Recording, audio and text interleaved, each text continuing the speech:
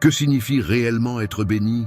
Les béatitudes parlent-elles de richesse et de réussite, ou y a-t-il quelque chose de beaucoup plus profond que la plupart des gens ne réalisent pas?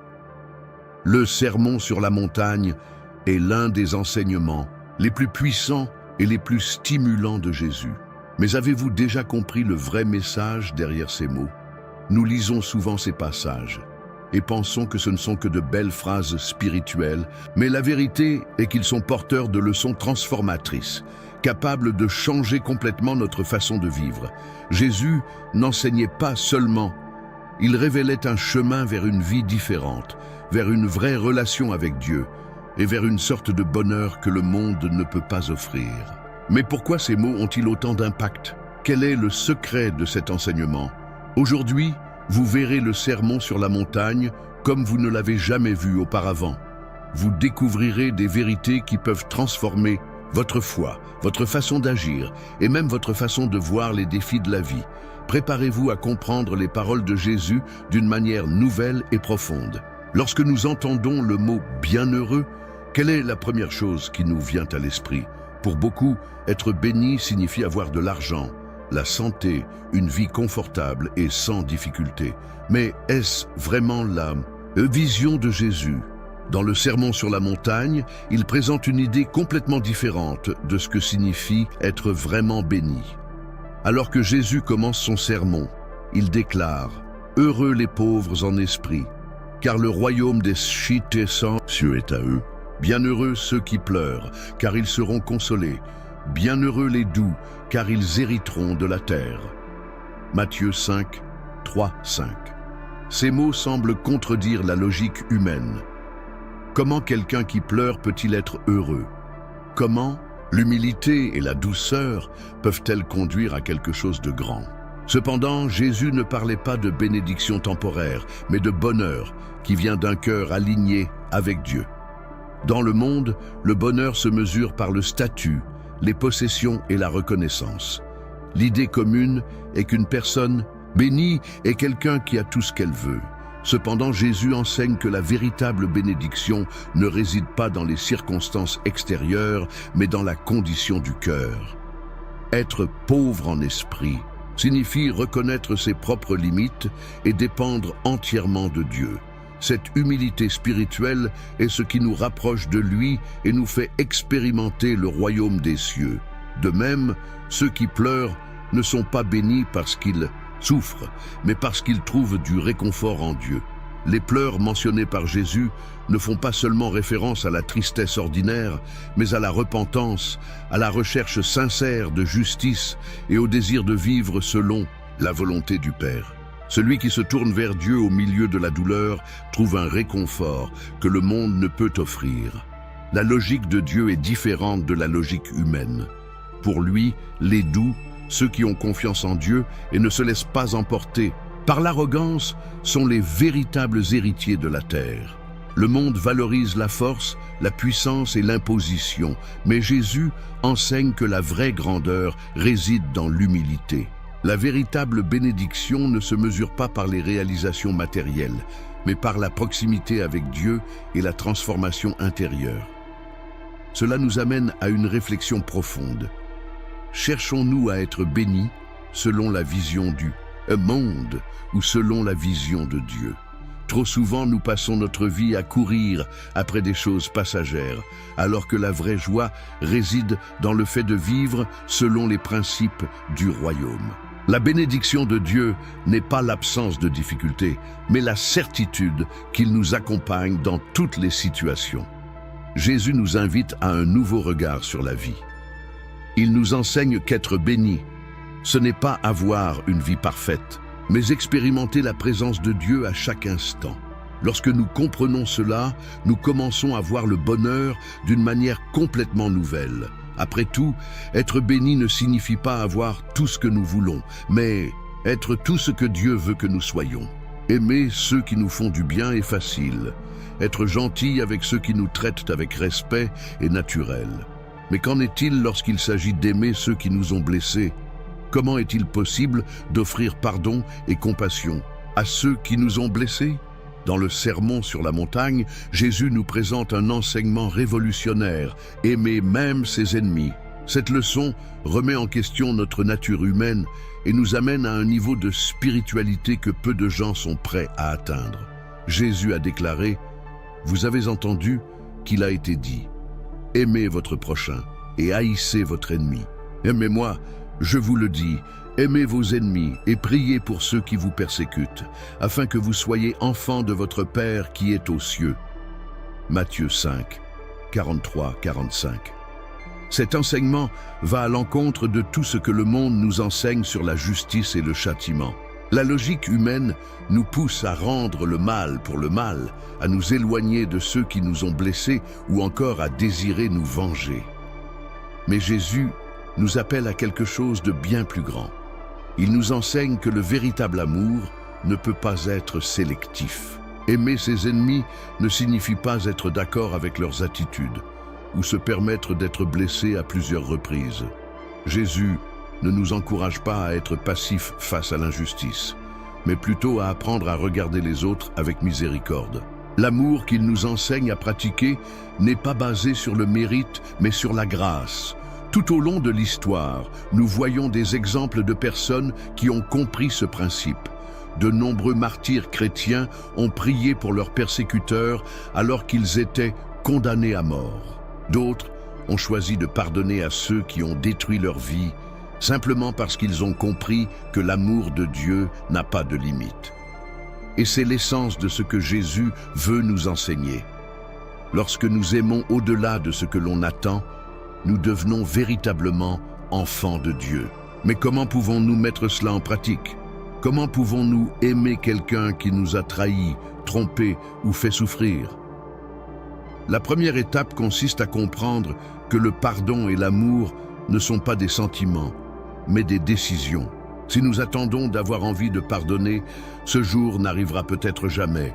Mais lorsque nous choisissons d'agir avec amour, même sans le ressentir, nous permettons à Dieu de transformer notre cœur. La deuxième étape consiste à prier pour ceux qui nous ont blessés. Au début, cela peut paraître difficile. Comment pouvons-nous prier pour quelqu'un qui nous a fait souffrir? Mais cette pratique ne change pas seulement l'autre personne, elle nous change également. Lorsque nous prions pour nos ennemis, nous commençons à les voir comme Dieu les voit. Non pas comme des méchants, mais comme des personnes imparfaites, tout comme nous. Et la troisième étape consiste à comprendre qu'aimer ne signifie pas permettre les abus ou l'injustice. Aimer ses ennemis ne signifie pas entretenir des liens avec des personnes toxiques ou accepter des mauvais traitements. Cela signifie ne pas garder de rancune, ne pas souhaiter le mal et toujours rechercher la paix, même si cela signifie s'éloigner. Jésus nous a montré cet amour inconditionnel sur la croix. Même s'il fut injustement condamné, il s'écria « Père, pardonne-leur, car ils ne savent pas ce qu'ils font. » Luc 23, 34. Il n'a pas seulement enseigné qu'il fallait aimer ses ennemis, il a vécu cette vérité jusqu'à la toute fin. Si nous voulons vraiment suivre le Christ, nous devons apprendre cette leçon. Ce n'est pas facile. Aimer ceux qui nous ont blessés peut sembler impossible, mais lorsque nous choisissons d'aimer comme Jésus l'a enseigné, nous faisons l'expérience d'une liberté que la haine et le ressentiment ne pourront jamais nous donner. Aimer ses ennemis n'est pas un fardeau, c'est une libération. C'est l'un des plus grands défis de la vie chrétienne, mais aussi l'un des plus grands témoignages de l'amour de Dieu en nous. La prière est l'un des piliers les plus importants de la foi chrétienne, mais de nombreuses personnes ont encore des doutes sur la manière de prier. Avons-nous besoin de paroles élaborées pour être entendus par Dieu? Existe-t-il une manière correcte de s'adresser à lui? Dans le Sermon sur la montagne, Jésus nous enseigne que la vraie prière ne réside pas dans la complexité des mots, mais dans la sincérité du cœur. Il dit « Et quand vous priez, ne répétez pas toujours la même chose, comme le font les païens. Ils pensent qu'ils seront entendus parce qu'ils parlent beaucoup. Ne soyez pas comme eux, car votre Père sait ce dont vous avez besoin, avant même que vous le demandiez. » Matthieu 6, 7, 8. Avec ces paroles, Jésus révèle quelque chose de puissant. Dieu ne s'intéresse pas au nombre de mots, mais à l'intention avec laquelle nous prions. Il n'a pas besoin de longs discours ni de formules parfaites. Il veut une véritable conversation, un vrai dialogue entre père et fils. À l'époque de Jésus, les pharisiens offraient souvent de longues prières publiques élaborées, recherchant la reconnaissance et l'admiration de ceux qui les entouraient. Pour eux, la prière était une démonstration de religiosité, une manière de paraître spirituellement supérieur. Mais Jésus rejette cette attitude. Il nous enseigne que la prière doit être quelque chose d'intime et non un spectacle. C'est pourquoi il nous enseigne à prier de manière simple et directe. La prière qu'il nous a laissée, le Notre Père, en est un exemple clair. En quelques phrases, Jésus nous apprend à reconnaître la souveraineté de Dieu, à demander des provisions quotidiennes, à rechercher le pardon et à pardonner aux autres, à crier pour la délivrance et à faire confiance aux soins du Père. Il n'y a pas de mots compliqués ni de formalités excessives, juste un cœur sincère s'adressant à Dieu. Cet enseignement de Jésus nous libère d'une idée fausse sur la prière. Beaucoup de gens croient qu'ils ne peuvent prier que s'ils connaissent les bons mots ou s'ils se trouvent dans un environnement spécifique. Mais Dieu n'exige rien de tout cela. Nous pouvons prier n'importe où, n'importe quand, avec des mots simples et directs. Il nous entend lorsque nous parlons avec le cœur. De plus, Jésus nous enseigne que la prière n'est pas un moyen d'essayer de convaincre Dieu de nous donner ce que nous voulons. Certains pensent que s'ils répètent une demande plusieurs fois ou utilisent les bons mots, ils ont plus de chances d'être exaucés. Mais Jésus précise clairement que Dieu connaît déjà nos besoins avant même que nous le demandions. La prière ne consiste pas à informer Dieu de quelque chose qu'il ne sait pas, mais à renforcer notre foi et à nous aligner sur sa volonté. Un autre point important est que Jésus nous enseigne à prier avec humilité. Il raconte la parabole du pharisien et du publicain pour montrer la différence entre une prière arrogante et une prière sincère. Le pharisien était fier de ses bonnes œuvres et priait en s'exaltant, tandis que le publicain, repentant, ne demandait que miséricorde. Et Jésus déclare que c'est le publicain, par son humble prière, qui fut justifié devant Dieu. Cela nous montre que la prière ne consiste pas à impressionner Dieu ou les gens qui nous entourent. Il s'agit de l'approcher avec humilité, en reconnaissant notre besoin de lui et en ayant confiance qu'il prend soin de nous. La simplicité de la prière que Jésus nous enseigne nous rappelle que Dieu n'est ni lointain ni inaccessible. Cela ne nécessite pas de mots difficiles ni de rituels compliqués. Il veut juste que nous l'approchions sincèrement. Par conséquent, lorsque nous prions, que ce soit avec un cœur sincère. Que nos paroles ne soient pas de vaines répétitions, mais de véritables expressions de foi et de confiance. Parce que Dieu n'écoute pas la beauté des mots, mais la sincérité de l'âme. L'argent est l'un des sujets les plus sensibles de la vie humaine. Beaucoup croient que la richesse apporte sécurité et bonheur, tandis que d'autres sont tourmentés par l'inquiétude concernant leurs moyens de subsistance. Dans le sermon sur la montagne, Jésus présente une vérité choquante. L'attachement à la richesse peut nous séparer de Dieu, et l'anxiété face à l'avenir peut nous voler notre paix. Il déclare « Ne vous amassez pas de trésors sur la terre, où les mythes et la rouille ne détruisent pas, et où les voleurs s'introduisent et volent. Mais amassez-vous des trésors dans le ciel, où les mythes et la rouille ne détruisent pas, et où les voleurs ne s'introduisent pas et ne dérobent pas. Car là où est votre trésor, là aussi sera votre cœur. » Matthieu 6, 19, 21. Par ces paroles, Jésus ne dit pas que l'argent est une mauvaise chose. Le problème n'est pas de posséder des richesses, mais de leur permettre de posséder nos cœurs. Beaucoup de gens passent leur vie à accumuler des biens, croyant que cela leur apportera la sécurité, mais ils ne se sentent jamais satisfaits. La peur de perdre ce qu'ils ont génère de l'anxiété, et l'obsession de gagner plus les empêche de faire confiance à Dieu. De plus, Jésus nous met en garde contre l'illusion de la richesse. Peu importe le nombre de biens matériels dont dispose une personne, aucun d'entre eux ne peut garantir la paix, la santé ou la vie éternelle. L'argent peut apporter du réconfort, mais il ne peut pas acheter une véritable joie, un véritable amour ou une âme paisible.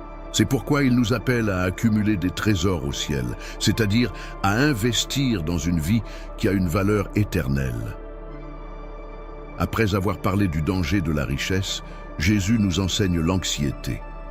C'est pourquoi je vous le dis, ne vous inquiétez pas de votre propre vie, de quoi manger ou boire, ni de votre propre corps, de quoi vous vêtir. La vie n'est-elle pas plus importante que la nourriture et le corps plus important que les vêtements? Matthieu 6, 25.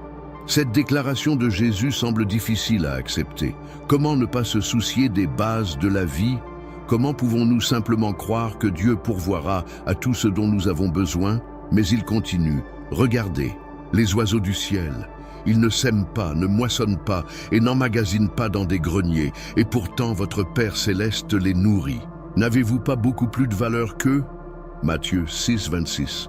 Ici, Jésus nous rappelle quelque chose d'essentiel. Dieu prend soin de toute la création. S'il pourvoit aux besoins des oiseaux et habille les lys des champs avec une telle beauté, pourquoi ne prendrait-il pas soin de nous, ses enfants? L'anxiété surgit lorsque nous essayons de porter sur nous le poids qui appartient à Dieu. Cela ne veut pas dire que nous devons vivre de manière irresponsable, sans travailler ni planifier. Ce que Jésus nous enseigne, c'est qu'une inquiétude excessive ne change rien. Il conclut son enseignement par des conseils puissants. Cherchez premièrement le royaume et la justice de Dieu, et toutes ces choses vous seront données par-dessus. Matthieu 6, 33. En d'autres termes, lorsque nous accordons la priorité à Dieu, tout ce dont nous avons réellement besoin nous sera donné. Cela ne signifie pas que nous aurons des richesses ou une vie sans difficulté, mais que nous ne manquerons jamais de l'essentiel. La vérité choquante sur la richesse et l'anxiété est que les deux peuvent devenir des pièges spirituels. L'obsession de l'argent nous fait oublier ce qui compte vraiment, et l'anxiété nous empêche de faire confiance à Dieu. Mais lorsque nous comprenons que notre vie est entre ses mains, nous trouvons la liberté. Jésus nous invite à vivre sans peur, sans le poids d'une inquiétude constante. Il nous enseigne que la véritable sécurité ne réside pas dans ce que nous avons, mais dans les personnes en qui nous avons confiance. Lorsque nous apprenons à nous reposer en lui, nous expérimentons une paix qu'aucun compte bancaire ne peut nous procurer. Il est très facile de signaler les erreurs des autres, critiquer les échecs des autres, condamner les comportements et voir des défauts partout semble naturel à beaucoup de gens. Mais dans le sermon sur la montagne, Jésus nous donne un avertissement, percutant. Avant de juger quelqu'un, nous devons nous regarder nous-mêmes. Il dit « Ne jugez pas, afin que vous ne soyez pas jugés. Car de la même manière que vous jugez, vous serez jugés. Et avec la mesure dont vous vous servez, on se mesurera aussi pour vous. Pourquoi considérez-vous la paille qui est dans l'œil de votre frère et ne considérez-vous pas la poutre qui est dans votre propre œil » Matthieu 7, 1, 3. Ces paroles sont un appel à l'humilité et à l'autocritique. Jésus nous montre que les êtres humains ont tendance à voir très clairement les erreurs des autres, mais ignorent complètement leurs propres défauts. Il utilise une métaphore forte, une personne qui essaie de retirer une petite tache de l'œil de quelqu'un d'autre, mais qui a une énorme bûche dans son propre œil. Cette image est presque comique, mais profondément vraie. Juger les autres sans se regarder est un signe de fierté spirituelle. Souvent, ceux qui soulignent le plus les erreurs des autres sont ceux qui se considèrent moralement supérieurs. Mais Jésus précise clairement que ce type d'attitude nous rend aveugles à nos propres péchés. Il nous enseigne qu'avant de vouloir réparer quelqu'un, nous devons d'abord réparer notre propre cœur. Cela ne veut pas dire que nous ne pouvons pas discerner le bien du mal. Jésus ne dit pas que nous devons ignorer le péché ou tout accepter sans poser de questions. Le problème n'est pas d'évaluer les actions, mais la manière dont nous les faisons. Lorsque nous jugeons avec arrogance, sans amour et sans compassion, nous nous plaçons dans une position de supériorité qui ne nous appartient pas. De plus, le jugement sévère que nous appliquons aux autres peut se retourner contre nous. Jésus déclare que nous serons jugés de la même manière que nous jugeons. Si nous sommes impitoyables, nous recevrons l'impitoyable. Si nous sommes durs, nous ferons face à la dureté. Mais si nous sommes miséricordieux, nous trouverons miséricorde. La Bible nous enseigne que Dieu est le seul véritable juge. Il voit le cœur des gens, connaît leurs luttes et connaît leurs intentions que personne d'autre ne comprend. Nous, les êtres humains, ne voyons que la surface. Par conséquent, tout jugement que nous portons est erroné et limité. Un bon exemple de cela est ce qui est arrivé aux pharisiens. Ils étaient passés maîtres dans l'art de signaler les erreurs des autres, mais ils étaient inconscients de leur propre hypocrisie. Jésus les confrontait souvent, leur montrant que leur jugement était basé sur les apparences et non sur la justice de Dieu. Il condamnait publiquement les pécheurs, mais leur propre cœur était rempli d'orgueil et de méchanceté. Alors, comment devons-nous agir face aux erreurs des autres? Jésus lui-même nous donne la réponse, avec amour et grâce. Au lieu de pointer du doigt et de condamner, nous devrions aider et restaurer. Au lieu de critiquer, nous devrions offrir notre soutien. Il nous enseigne que la correction doit s'accompagner d'humilité et jamais d'arrogance. Si nous comprenons cette leçon, notre façon de traiter avec les gens changera complètement. Nous commencerons à regarder les autres avec plus d'empathie, en nous rappelant que nous avons tous des défauts.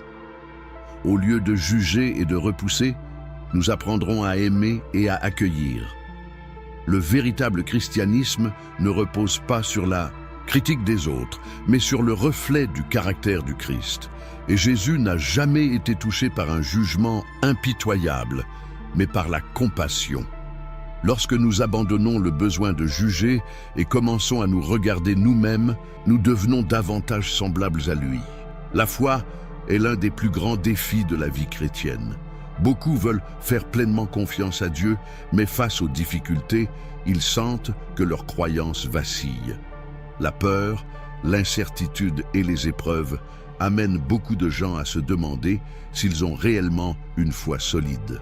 Dans le Sermon sur la montagne, Jésus nous enseigne qu'une foi inébranlable n'est pas quelque chose de mystique ou d'inaccessible.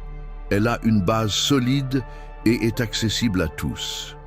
Il déclare « C'est pourquoi quiconque entend ces paroles et les met en pratique, je le comparerai à un homme sage qui a bâti sa maison sur le roc.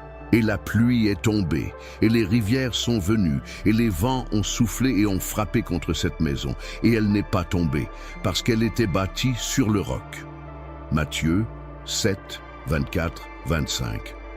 C'est la clé d'une foi qui résiste à toutes les tempêtes. Écoutez et pratiquez. Beaucoup de gens entendent les paroles de Jésus, mais ne les mettent pas en pratique. Ils peuvent connaître la Bible, aller à l'église et même parler de foi, mais lorsque des difficultés surviennent, ils se rendent compte que leur fondation était fragile. Jésus compare cette situation à une maison construite sur le sable. « Et quiconque entend mes paroles et ne les met pas en pratique, je le comparerai à un homme insensé qui a bâti sa maison sur le sable. Et la pluie est tombée, et les rivières sont venues, et les vents ont soufflé et ont frappé contre cette maison, et elle est tombée, et sa chute a été grande. » Matthieu 7, 26, 27. La différence entre la maison sur le rocher et la maison sur le sable n'est pas la tempête. Les deux font face au vent, aux rivières et à la pluie. La grande question est la fondation. Cela signifie que nous connaîtrons à tous des difficultés, mais la manière dont nous y ferons face dépend de l'endroit où est enracinée notre foi. Une foi inébranlable ne signifie pas l'absence de problèmes, mais la confiance que malgré les tempêtes, Dieu garde le contrôle. Le rocher mentionné par Jésus est sa propre parole. Celui qui pratique ses enseignements ne sera pas détruit par l'adversité, car leurs fondements sont solides. Cette vérité est répétée tout au long de la Bible.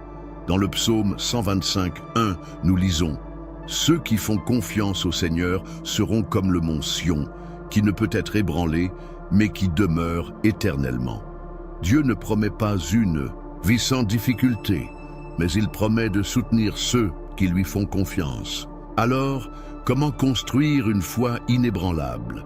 Premièrement, vous devez développer une relation profonde avec Dieu. Prier, lire la Bible et rechercher l'intimité avec lui sont des pratiques essentielles.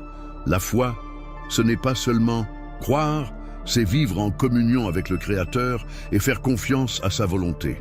Deuxièmement, nous devons appliquer les enseignements de Jésus dans la vie de tous les jours. La foi n'est pas seulement renforcée en cas de besoin, mais aussi dans la pratique quotidienne de l'obéissance.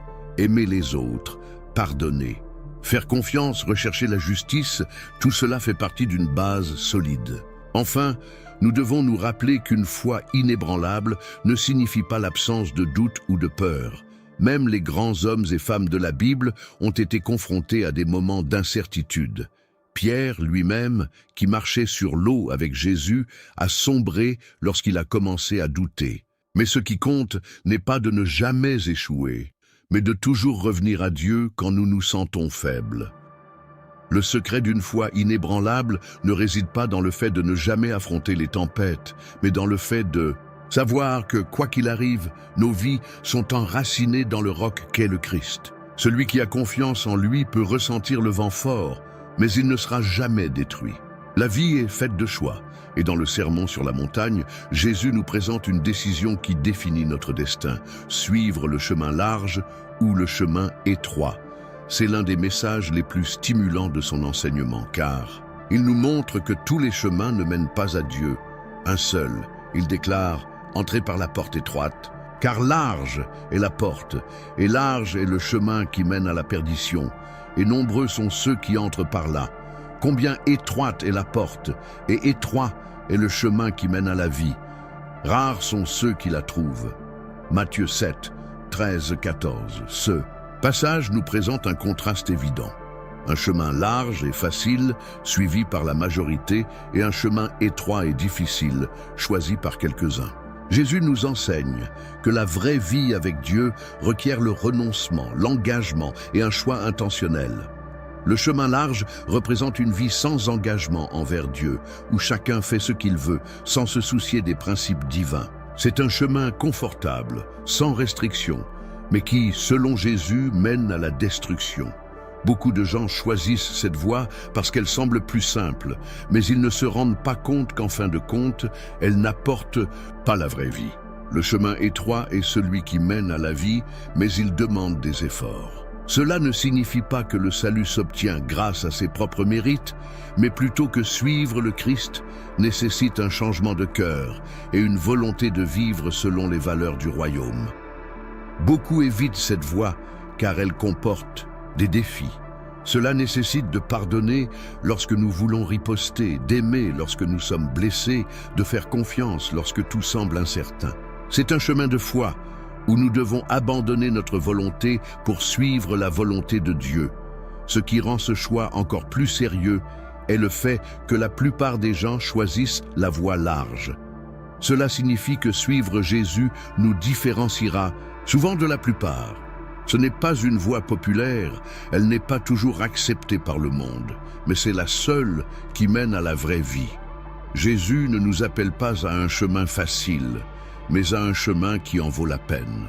Lui-même a parcouru ce chemin le premier, affrontant le rejet, la souffrance et la mort, pour nous montrer que la vraie vie n'est pas dans un confort temporaire, mais dans l'éternité à côté de Dieu. Le grand choix entre les deux voies s'offre à chacun de nous. Il n'y a pas de juste milieu. Soit nous suivons Christ et choisissons la vie, soit nous suivons le monde et nous éloignons de Dieu. La question que Jésus nous pose est claire. Quel chemin choisirez-vous? Merci beaucoup d'avoir regardé cette vidéo jusqu'à la fin. Maintenant, dites-moi, qu'avez-vous le plus appris de cette vidéo?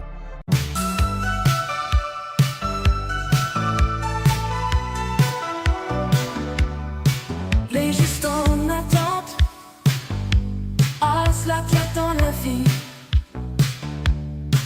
L'espoir est leur manteau, Yahvé les conduit.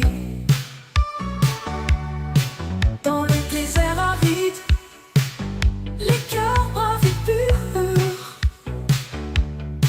Quand un chant solide, Yahvé rend sûr.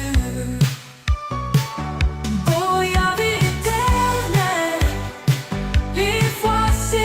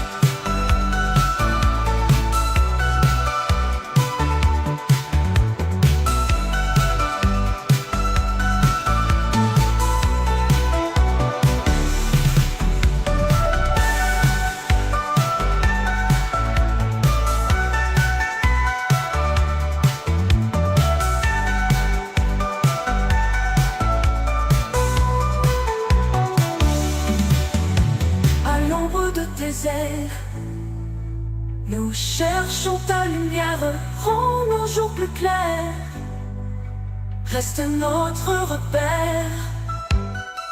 Oh, oh, oh, il y avait une terre